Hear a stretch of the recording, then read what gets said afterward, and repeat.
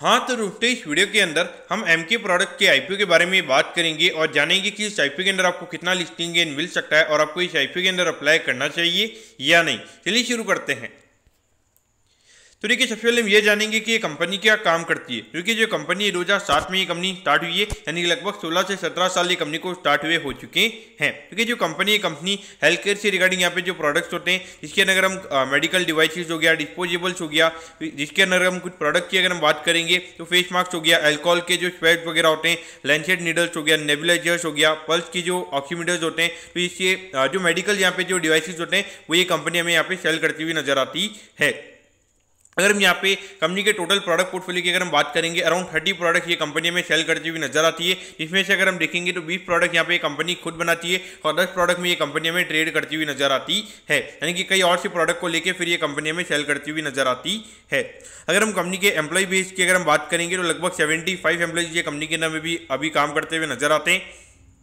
अगर हम कंपनी के मैन्युफैक्चरिंग यूनिट की अगर हम बात करेंगे तो ठाणे महाराष्ट्र में कंपनी की 2 मैन्युफैक्चरिंग यूनिट हमें भी नजर आती है और उसके अलावा यहाँ पे जो कंपनी का वेयर हाउस है वो भी हमें यहाँ पे ठाणे महाराष्ट्र में ही नजर आता है। अगर हम यहाँ पे कंपनी के ऑब्जेक्टिव की अगर हम बात करेंगे, यानी कि जो आईपीओ से कंपनी को पैसा मिलने वाला है उससे कंपनी कैसे यूटिलाइज करने वाली है, तो देखिए यहाँ पे कंपनी एक एडिशनल मशीनरी यहाँ पे कंपनी को लगानी है, तो उससे रिगार्डिंग यहाँ पे कंपनी को पैसा चाहिए, तो उससे रिगार्डिंग यहाँ पे कंपनी में फंड रेज करती हुई नजर आ रही है। और अगर हम दूसरे रीजन की अगर हम बात करेंगे तो वर्किंग कैपिटल रिक्वायरमेंट हमें यहाँ पे, यानी कि जो कैश रिक्वायरमेंट होती है उससे रिगार्डिंग यहाँ पे कंपनी का आईपीओ में आता हुआ नजर आ रहा है। तो एक अच्छी बात यह कि अगर यहाँ पे कंपनी एक एडिशनल मशीनरी लगेगी तो डेफिनेटली उससे वहाँ पे कंपनी की जो प्रोडक्शन कैपेसिटी होगी वो डेफिनेटली बढ़ जाएगी, तो डेफिनेटली आने वाले टाइम पे रेवेन्यू ग्रोथ की जो पॉसिबिलिटी होगी, यानी कि इसकी वजह से रेवेन्यू ग्रोथ हमें यहाँ पे ज्यादा होता हुआ नजर आ सकता है। अगर हम यहाँ पे कंपनी के प्रमोटर्स की अगर हम बात करेंगे तो देखिए कश्यप प्रवीण मोदी जी और उसके अलावा हिमांशु कांतिलाल जी बटाविया जी हमें यहाँ पे कंपनी के प्रमोटर नजर आते हैं। अगर हम कंपनी के फाइनेंशियल्स की अगर हम बात करेंगे तो देखिए 2021 में लगभग 40 करोड़ के लगभग कंपनी का रेवेन्यू का नंबर था और उसके अगेंस्ट लगभग 3 करोड़ 12 लाख के लगभग यहाँ पे कंपनी ने प्रॉफिट कमाया था। लेकिन देखिए 2021 वाले फाइनेंशियल ईयर की अगर हम बात करेंगे तो वहाँ पर हमने फाइनेंशियल यहाँ पर कोविड वाला ईयर था, तो यहाँ पे जितने भी मेडिकल डिवाइसेज थे उनकी डिमांड काफ़ी ज़्यादा हाई हो गई थी, तो ये मेरे ख्याल से एक एक्सेप्शनल ईयर मेरे ख्याल से ये बिल्कुल रहेगा। और उसके बाद अगर हम 2022 में अगर हम देखेंगे अराउंड 10% से कंपनी का रेवेन्यू का नंबर हमें गिरता हुआ नजर आया था। और अगर हम प्रॉफिटेबिलिटी की बात करेंगे तो ऑलमोस्ट आधे से भी ज़्यादा यहाँ पे जो कंपनी की प्रॉफिटेबिलिटी है वो हमें यहाँ पे कम होती हुई नजर आई थी। और अगर हम 2023 में अगर हम देखेंगे तो यहाँ पे 8 करोड़ से कंपनी का रेवेन्यू का नंबर हमें गिरता हुआ नजर आया है। लेकिन अगर हम प्रॉफिटेबिलिटी की बात करेंगे तो इतनी ज़्यादा प्रॉफिटेबिलिटी यहाँ पे हमें गिरती हुई नजर नहीं आई है।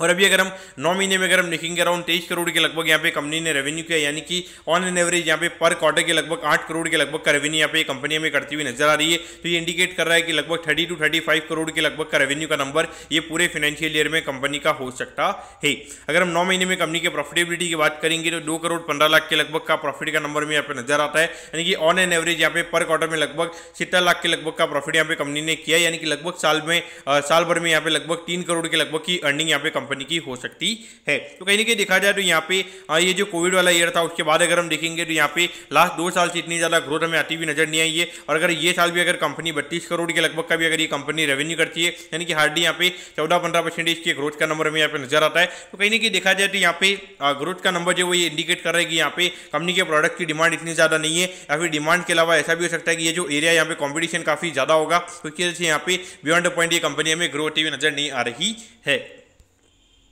अब अगर हम आईपीओ की डिटेल्स के बारे में अगर हम बात करेंगे तो देखिए 30 अप्रैल को ये आईपीओ में स्टार्ट होता हुआ नजर आएगा और 3 मई को ये आईपीओ में क्लोज होता हुआ नजर आएगा। यहाँ पे 55 रुपये पर शेयर पे ये कंपनी हमें शेयर देती हुई नजर आ रही है। 2000 शेयर का हमें यहाँ पे लॉट नजर आता है, यानी कि एक लॉट को अप्लाई करने के लिए 1,10,000 रुपये आपको यहाँ पे लगने वाली हैं। अगर हम इश्यू साइज की अगर हम बात करेंगे तो 12 करोड़ 61 लाख का आईपीओ में यहाँ पे नजर आता है। लेकिन यहाँ पर अगर हम रिटेल कोटा की अगर हम बात करेंगे तो अराउंड 35% के लगभग का ही रिटेल कोटा है, यानी कि लगभग 4-4.5 करोड़ के लगभग का रिटेल कोटा में यहाँ पे कंपनी का नजर आता ही। और ये जो कंपनी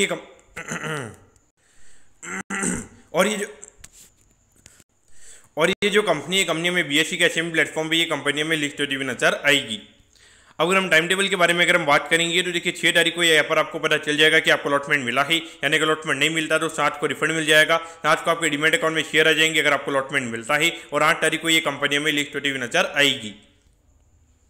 अब एट द एंड अगर हम वैल्यूएशन के पैरामीटर्स की अगर हम बात करेंगे तो देखिए हार्डली यहाँ पे 47-48 करोड़ के मार्केट कैप पे ये कंपनी का आईपीओ में आता हुआ नजर आ रहा है और ये साल लगभग 3 करोड़ के लगभग कंपनी की अर्निंग हो सकती है। तो उसके हिसाब से अगर हम बात करेंगे तो 16-17 के पी रेशियो पे ये कंपनी का आईपीओ में आता हुआ नजर आ रहा है। देखिए अगर हम देखेंगे तो वैल्यूएशन वाइज यहाँ पे कोई बिल्कुल सस्ते वैल्यूएशन पे कंपनी का आईपीओ नहीं आ रहा है, क्योंकि अगर हम देखेंगे तो लास्ट 2 साल से बियॉन्ड पॉइंट यहाँ पे कंपनी में ग्रोथ नहीं है, ये कोई ग्रोथ है यहाँ पे कंपनी का कोई खास नहीं है। तो ऐसा मैं ये नहीं बोलूंगा कि जो 17 का पी रेशियो है सीधा मार्केट में 50-60 के लगभग हो जाएगा, क्योंकि अगर लगभग यहाँ पे 20-25% से अगर ये कंपनी ग्रोथ हुई नजर आती वहाँ पे डेफिनेटली 50-60 के लगभग का पी रेशियो डेफिनेटली जस्टिफाइड रहता। लेकिन देखिए हेम सिक्योरिटीज का आईपीओ साइज की अगर हम बात करेंगे काफी छोटा है उस पॉइंट ऑफ व्यू से देखा जाए। लेकिन अगर हम देखेंगे तो लास्ट कुछ आईपीओ में हेम सिक्योरिटीज के अंदर भी कुछ आईपीओ में हमें देखने को मिला है कि इतनी ज्यादा डिमांड हमें देखने को नहीं मिल रही है जिस तरीके से हमें पहले 3-4 महीने पहले यानी कि जो 2023 में जिस तरीके से सब्सक्रिप्शन हमें देखने को मिलता था। तो कहीं ना कहीं यहाँ पे हेम सिक्योरिटीज का जो फ्लेवर है वो कहीं ना कहीं हमें अभी कम होता हुआ नजर आ रहा है। तो उस पॉइंट ऑफ से देखा जाए तो क्योंकि पहले क्या होता था कि जैसे हेम सिक्योरिटीज का कोई आईपीओ आता था तो वहाँ पे सीधा ग्रे में इतनी ज़्यादा डिमांड आ जाती थी कि लोगों वहाँ पे पागल हो जाते थे। लेकिन इसलिए मेरे हिसाब से देखा जाए तो कंपनी ठीक ठाक है। आईपीओ साइज की अगर हम बात करेंगे काफ़ी छोटा है, तो एक बार के लिए जो जिस दिन लिस्टिंग होगी तो वहाँ पे इतना ज़्यादा माल बिकने को नहीं आएगा। तो एक बार के लिए यहाँ पे चांस रहेगा कि लिस्टिंग आपको मिल सकता है। मैं पर्टिकुलरली यहाँ पे क्या करूँगा, देखिए मेरा मोस्ट यानी कि 99% अगर मार्केट अगर सही रहता है, मार्केट में अगर कुछ ऊँच नीच अगर नहीं होती है तो मैं डेफिनेटली 99% ये लिस्टिंग के लिए आईपीओ को अप्लाई करने वाला हूँ। तो ये मेरा पर्टिकुलरली व्यू रहेगा, मैं लिस्टिंग के लिए अप्लाई करूँगा। हाँ लॉन्ग टर्म के लिए मुझे नहीं लगता कि यहाँ पे कुछ इतना ज़्यादा कुछ खास है, तो मेरा लॉन्ग टर्म के हिसाब से मेरा भी यहाँ पे अवॉइड ही रहेगा। तो दोस्तों मैं कहता हूँ कि एमके प्रोडक्ट के आईपीओ के बारे में आपको सब कुछ समझ में आ गया होगा। अगर आपकी कोई भी क्वेरीज है आप कमेंट कीजिए, मैं जरूर आपके कमेंट पर रिप्लाई करूंगा। ओके दोस्तों, thank you, have a nice day.